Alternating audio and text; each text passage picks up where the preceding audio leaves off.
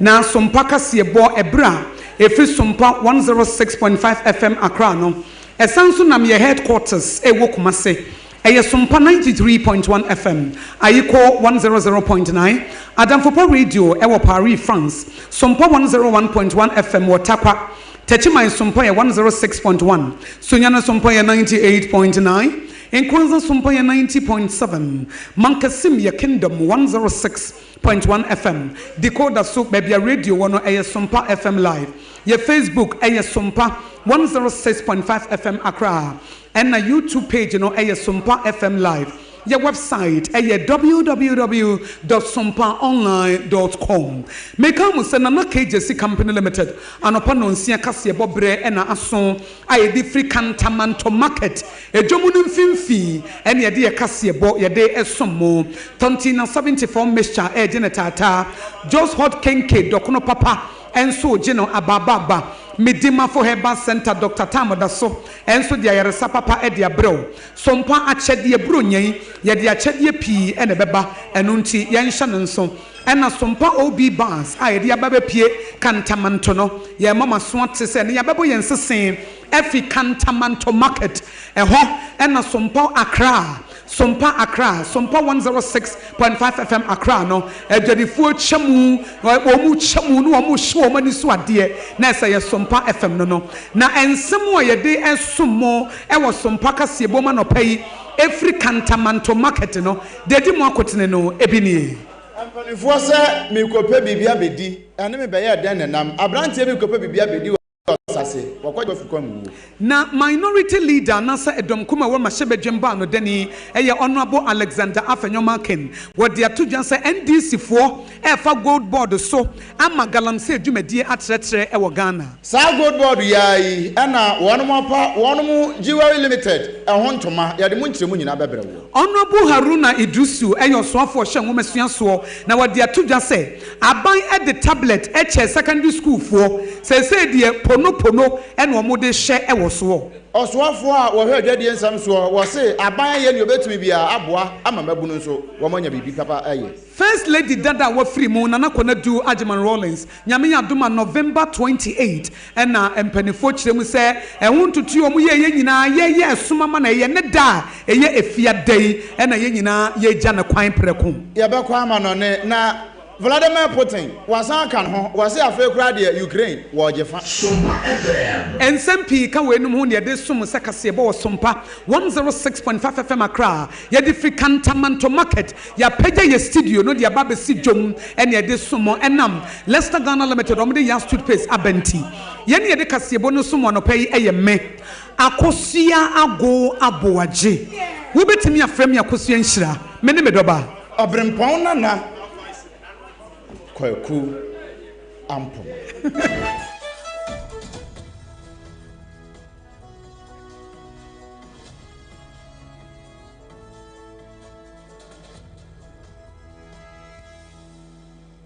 afi yenshansem no ase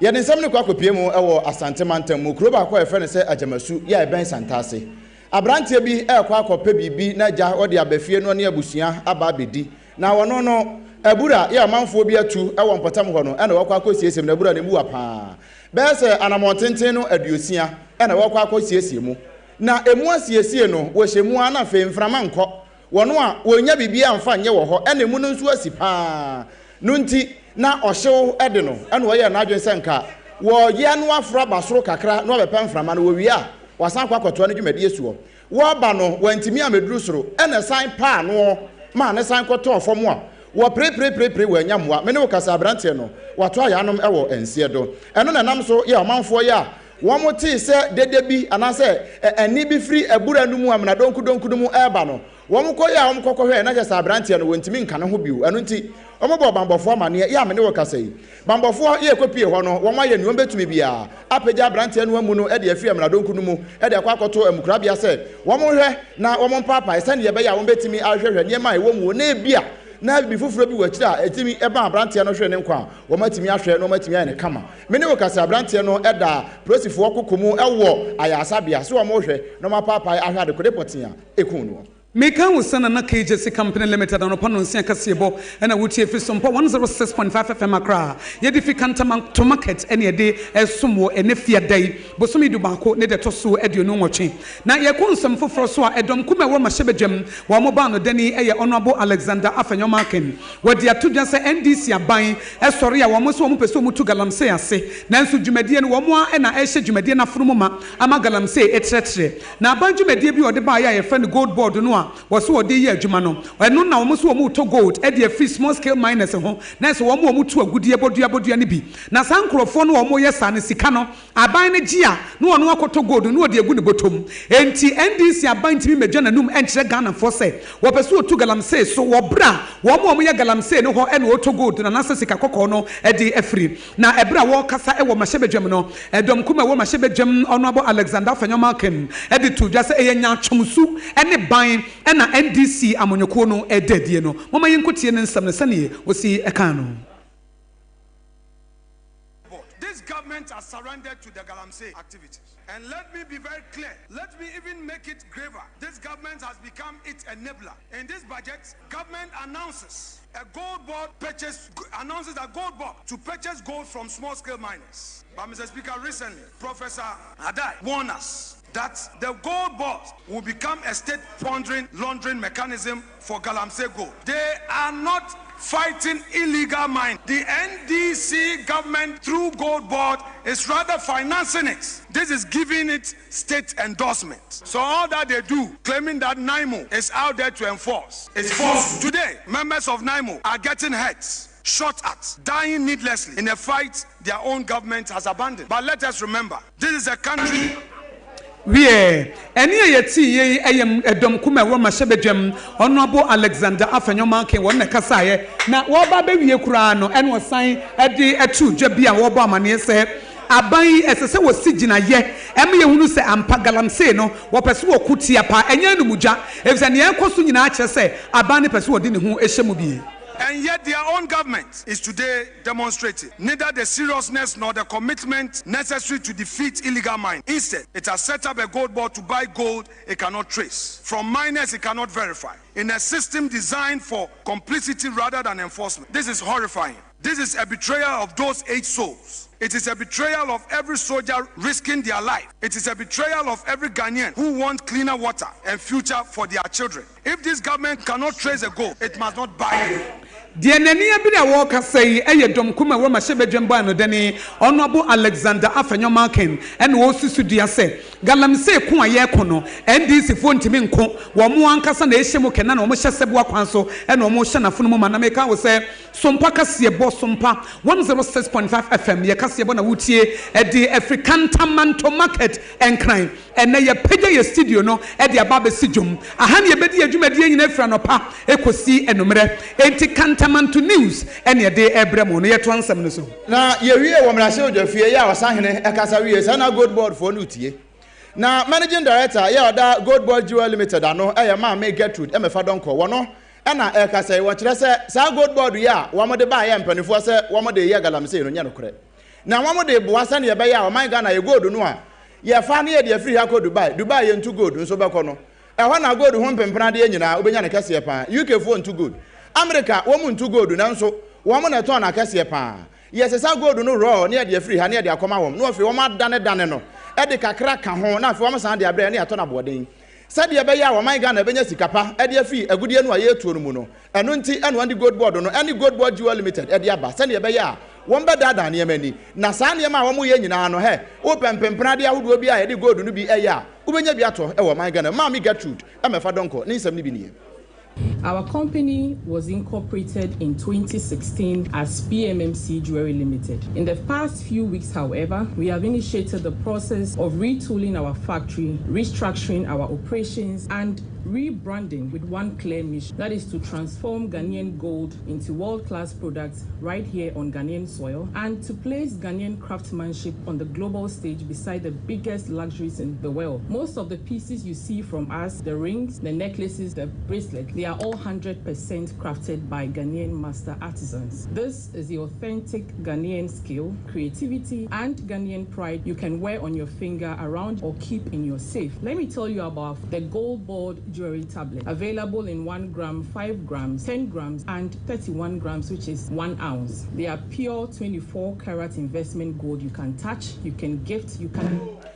Managing Director, Edema Gold Boy Jewel Limited, Mame Gertrude, MFA Donko, Nene, and Yeti. Meka wo send na KJC Company Limited on upon onsia kase bona wutie free Sompa 106.5 FM akra nene ye di Kantamanto market and na ye broadcast live e di abram we nyina fa Sompa 106.5 FM e be pie akra no ye da ye ho di e di a kire enkran mantam no mantam ye wurawura mu nyina no ye da ye ho di ne ya be pie enkran so na na ye kodom ye kokanashi nene so ya ba be pie e wo Kantamanto na ye to so a wo so fo hwe ngomesua so e ye Honorable Haruna Dusu. Na wadi atumya say bro be ye wosoafo no dwumadie baako a wo ba betoa so no eye senior high school no na ye to tablet ane ye de che wo mo na tablet 980,000 ene ye de mankwada yi so mo mfa nsua de na enche wo mo de be ye 1.3 million tablet ebe mankwada na nkwada ne de esua de na aboa ama nwoma sua etumpon na awrahosam ene say ehwehwemo kakra wa ye ne say enkwada no a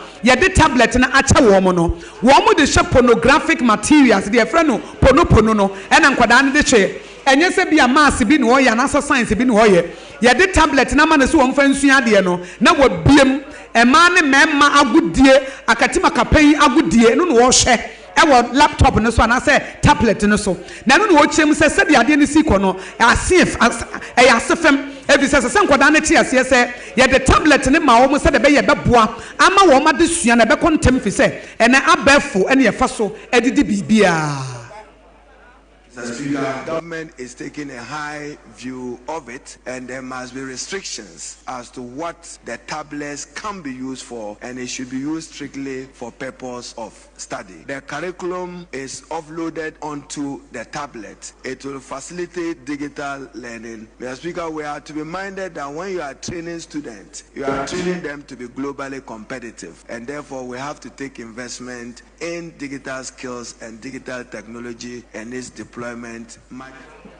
ayeti ye ayo soafo hwe ngomesua so Honorable Haruna Dusu na wo ba be wie kura no e no se aban eye adwumaso ne adwumadin se de be ya tablet no adwuma esefa tenti e de ma adesuafo no wo mo de be ya adwuma pepepe. I inherited a contract worth about $337 million, where some 1.3 million tablets was to be distributed across the country to all free senior high schools in the country so that learners can have access to digital tools. I'm told that deployment of that is around 980,000. We are through GET Fund supporting the distribution across the country. But my attention this morning, Mr. Speaker, was drawn to the fact that many of Eni ayeti ye yon soafo hwe ngomesua so Honorable Haruna Dusu wona kasa ye wo mahebedwam efa na moto aban etuo na tablet a ye de che adesuafo wo senior high school mu ama mo de adwuma no eho dwumadie ne hyehyɛ ne ba bia besie no obeba ba mu ama Ghanafo ate ase na anizuade hu ne nyina ne se nkwada ne ya wom de besua de no abepa adwuma ye na adwuma nsɛm no ɛna asoafo hwe adwadie nsɛm so ɛde ato dwa maame Elizabeth Ofosu Ajare wo kyerɛ sɛ aban ba ye wo ye ne obetumi bi aboa sabe ya mabunu ye wo man Ghana mu titiri ye ne yedoso ye timi anya adwuma ne ye de nsa nso aye bibi de ama ye ho eno nti na aban kofa adwuma wura program de ba ye nanso wo ba hwe no no obi ti ba bi o si menya adwuma nye wo kyerɛ sɛ sa wo de won sa ye bibi a mpani sɛ wo hyehyɛ ne ma yi an ye so awo eno nti sɛ wo ye bibi a ene ye nso ye bibi de aboa wo eno nti obaya no aka kyerɛ mabunu e wo Ghana ha nyina sɛ wo bi amfa ne nsa nye bibi na nam sa ye so aban so boa wa watimi aboa wo. It's important to reflect on our cultural, educational, and personal bond handling our nations. Excellencies, ladies and gentlemen, in this year's theme of celebrating the youth, the government of Ghana reaffirms its deep commitment to empowering the young people of our land through the Ejumera program, which aims on an annual basis to support 10,000 young entrepreneurs ages between 18 and 35 through training, startup capital, and mentorship. We are enabling a new generation of business builders to lead our economy. In tandem, the National Apprenticeship Program has been rolled out to equip young Ghanaians with technical and vocational skills in trades such as plumbing, building, ICT, and auto.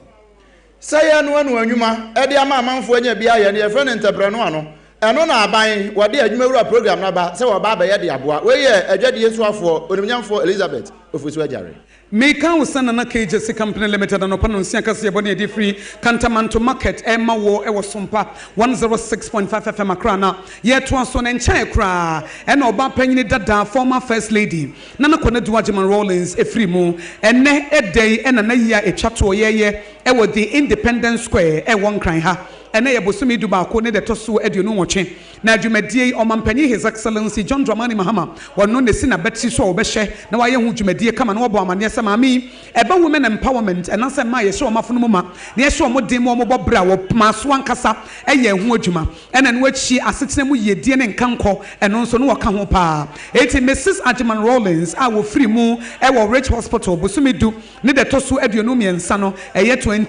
23rd October 2025 no e Bogana 4 year pa na no na mrashebe gem majority chief whip honorable Roxanne Nelson Tafiamapo wo kasa na wo bo amane se we de mesrem o eye no abanti ebre no so a ye nyina ye mochi ene trada ye nkota na chi Mrs. Nana Kone Duajiman Rollins ye wo no afia pema hankono aduana nwoche bosumi du ba ko ne de toso du nso eye 17th November 1943 na wo mu chem se wo ye obi a wo pre ye die amonyosem wo wura mu na 2012 and a National Democratic Party NDP wo kote ye ebra wo te ne ho free NDC amonyoko no mu a sabre mpanifo chem se wo frim te ne ene ye baba ye na yi a echato make an appeal to him that he should encourage his side as well as members of government to all be in attendance. Because yesterday, Requiem Mass, it was quite disappointing from government side. Mr. Speaker, yes, Majority Chief Whip. Mr. Speaker, the minority leader is the leader of this house. The invitation that we have, is for us to attend tomorrow's funeral. Honestly, I had no idea that there was a required mass yesterday. No, honestly. Please. These are very serious matters. It's a state funeral. Please don't do that. We any yet see ye wo panyine kese awowo emrahye gem ebra wo kire na dwene ede afa ho efa na no Kone Duajiman Rollins a ene dey na ye na yi a etwato kra na emrahye bedwafo ebobo ho na majority chief whip honorable Roxanne Nelson Dafiamapo enso na no atu mu ebie kase boy wutie fi Sompa 106.5 FM Accra na ye dia sede mu odro ma na KJC Company Limited enti ene sa wo Cantamanto Market na pese wusi wudan a na ye kamfo de ama wo ne ye ko ba simprimo sa wo kwa wo benya adansie hu ne ma papa no ato say ye nadoa say ye plywood say ye building wires say ye cement say ye iron rod say ye roofing sheets no na kachi e na wobenya ekuo ba simprimu be maba ye tene so ane ye sore say wo kota adansie hu ne ma free ne nchen a wo betu fo am akwankyere free delivery so e ye adwuma wade abasobo wo Ghana ne amono no nyina eti ekuo ba simprimu na KJC Company Limited e dan bia wo pese wusie wato asase awie afe ne ekwa awie na pese dan no wo boso a ko na nchanse de bodan so nyina wobenya wobetimi afre Accra ne Kumase I was 020-43554040. 020-43554040. Midima for Herbal Center, Dr. Tamboda so was me more soon to say Yaria ya. It is a never Cantamanto Market ha. Nasa wo this year be our Yaria. Say yes, is Yaria. Say you Nikoto a diabetes, prostate enlargement, and Mamma Diano, and answer would offer be from baby Najo, hypertension, bra, kidney failure, a man, Mamma Mopa war, a woman yet the champua. Bramidima for Herbal Center see ano wo yare bia wo ye hodwuma eti Bramidima for Herbal Center and was 0244774282 0244774282 and a sanction in Subiemu pa say wo pokwase magira e won kran ha and Kumase so wo aboa eye ebua kwa agogo and na wo behu no Midima for Herbal Center dia resa papa abreu say wo pedokuno die ene fia dai eye just hot kenke meka wo sa ha ye Sompa 106.5 FM Accra na ye di free Cantamanto Market and ye dey eba na Cantamanto Market no the day ebre wo nyina ene se dokuno papa bi and na John's Bakery for say wo ton dokuno wo Cantamanto Market ha men ha ho enko se wo kwa akoto aburo na afa na obedi akonikanika akwayam wodi konikanika na akwayam wi a ansa na waba betwa ho sente na waba bebobo ebasa eha dwene pa eti bomodia se wobetimi aye ho adwuma na adwuma wobetimi aye ene se eye 3 Ghana cedis pe na just hot kenke de bema wo na woto announce wo de age 5 Ghana cedis 6 Ghana cedis na wodam eti Fred Jones Bakery e was 025 60688332 02560688332 Jones Bakery e wo dome commercial bank in chen home obi asa wota yare ya na chese immune system no ayemre obi a wota yare by heart and then you do call hospital na say immune system no waboho eti de wo hia no eye tonti na 74 mixture anasa T74 so when your T74 mixture no a immune system no be gina na so pabe ne so na ye tu yare na se prekope eti yare bia wunya ene asma ba ene na wona ase ahonho no obi wa ekuro to no ase ebe wuo eti bra tonti na 74 mixture T74 no to bi no na atono mu a immune booster papa ebe ye ho adwuma ye fa ni T74 tete nananum dudo no ene aye ne ti se nsuo enna ye DHC ye diafra it is a wo pedudu atua na wafra wo mo e wo 0246073498 e 0246073498 nyame ya doma bronya sompa chede sompa 106.5 FM Accra ye ne headquarters e wo Kumase e ye sompa 93.1 FM enna takwa eye eno so ho sompa 101.1 enna techiman sompa 90.7 enkranza sompa e wo ho ye enkranza e sompa 90.7 enna sunyane ye 98.9 enna Accra so ye sompa 106.5 no ya ka bomu a ye de sompa chede eba ye keka ne masie ni de ache kunafo ene awisia eti buro nyan mo obi enye ena sompa Accra ye wo kantamanto market mede ntoma ne bia ba a mede ba beche wo ba kunani bia eti se wo ye oba kunani abehu me ne meche wo ntoma efise nka wo kunu ti ase a wo me na beto ntoma de ache wo eti se wo ye oba na wo kunu afrim na wo kantamanto market ha ene ma line up ntoma na mede beche wo wukunu ni ho ene chedi ampo nyankopon se memeche wontoma ene ne mede achedi bebraba enkoma ebedie ne ebusa wasam na wuyi ano a ne ya chewu bi eti ene se wo kantamanto market ha na se wo ye oba akunani wo ye oba wukunu wu a wukunu tiase anko betontoma ama wo bra ne memeche wontoma free no akopam na akoyie na sanso ene duru bronya bre ni mu a sompa achede ye beye ne santi bre no so na so pese wo boa wo mobile money wo pese wo di sika fa so a eye 0598559802 eye 0598559802 Terra One Media anasa Blessed Foster Dino ene beba wo tie sompa 106.5 FM Accra ye di free Kantamanto market ene ye news no ebrewo apete e wo Ghana ha ba bia woni aba kosua go aboade obetimi afrem akosua nhira mene me doba obrempon ene ye de brewo no ye efi dadam ene aba efi mununum efi munono ye fa ne sompa 106.5 FM Accra ye home so ye ba ye de aka nyina ebeto aso